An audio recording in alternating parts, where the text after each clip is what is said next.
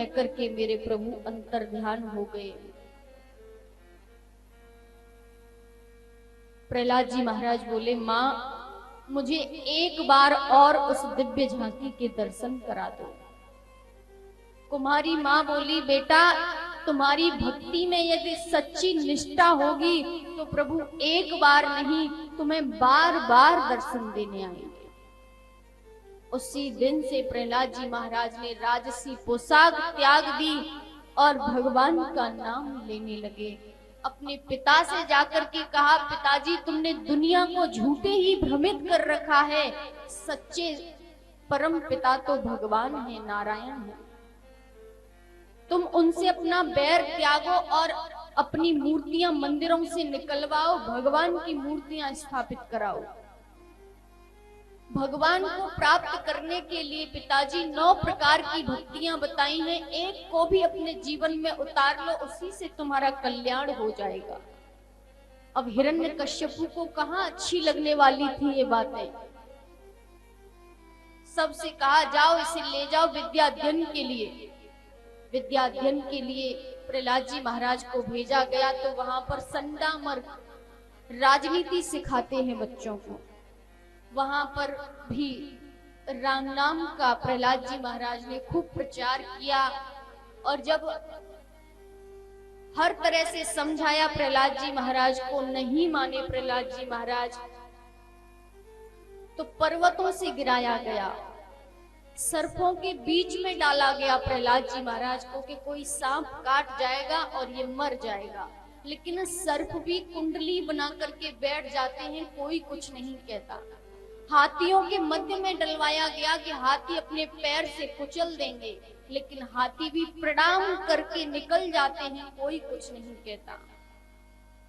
Jail में बंद करवाया गया, खाना पीना सब बंद करवाया गया, तो यहाँ पर भी पराम्बा राधा रानी ने कयादू का रूप धारण करके इनको प्रतिदिन भोजन खिलाया।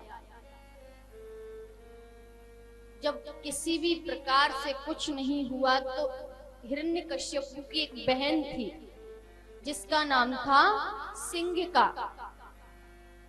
उसने अपने भाई से कहा कि भैया तुम बिल्कुल चिंता मत करो, प्रहलाद को मारने का कार्य मुझ पर छोड़ दो। उसने कहा, कैसे?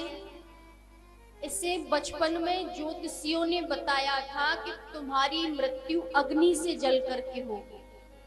तो इसने खूब तप किया, तप करके ब्रह्मा जी को प्रसन्न किया, ब्रह्मा जी से एक शीतल चीर को प्राप्त किया और ब्रह्मा जी ने कहा, जब तक तुम इस शीतल चीर को अपने पास रखोगी तब तक अग्नि का कोई भी प्रभाव तुम पर नहीं होगा।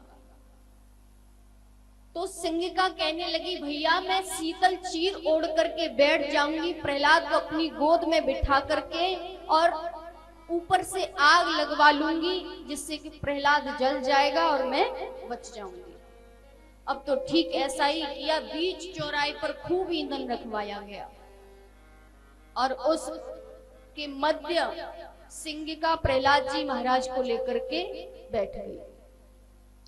अब जैसे ही अग्नि लगाई तो यहाँ पर मेरे प्रभु ने पवन देव को आदेश दिया कि आज मेरा भक्त मुसीबत में है, आज मेरे भक्त को कुछ नहीं होना चाहिए। पवन देव को आदेश दिया, पवन देव इस वेग से बहे, इस वेग से बहे कि जो सिंगिका के ऊपर शीतल चीर था वो उड़कर के प्रहलाद जी महाराज के ऊपर आ गया और सिंगिका जल गई, प्रहलाद जी महाराज बच गए। बोलिए भक्तवत्सल भगवान की जय हो।